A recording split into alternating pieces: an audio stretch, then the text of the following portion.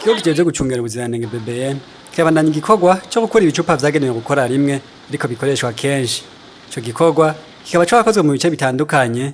Abanyagihugu twayaze bakavuga ko ikibazo bafise ari uko ivyo bitekerezo bishasha batarabironka kandi bizimvye, ndetse hari anavuga ko bataranabibona. Ivisi kiroro cyabyo hagira nakigura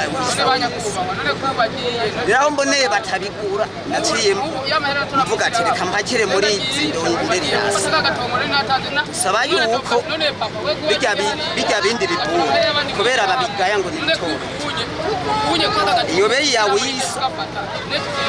iboyururutsa. Professeur Severus Ndayikengera arongoye ikigo BBN avuga ko bagiye kuvugana n'abasanzwe bakora ivyo bicupa kandi ko ico gikorwa kigiye kuzobandanya mbera bica amatwi bagiye kuzofatirirwa ibihano bikomeye.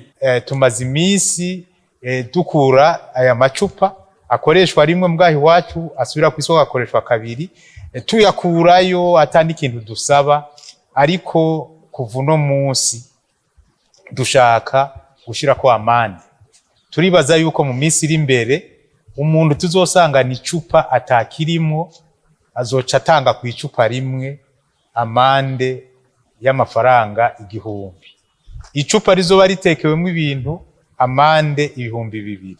Nivyananirana tuzogwiza na 10 kugira ngo turabe ko twohasha aba bantu. Ariko nkuko nabibabwiye uru n'urugamba tudashobora gusubira inyuma kubera kuri twebwe tujejwe gukingira amagara ya bene gihugu. Si ukuvuga ko duhejeje, iyi ni incuro igira 4 tuzogoma tubandanya, tuzoshika ni mu gihugu hagati, ariko nkuko babivuga igiciro kiri hejuru.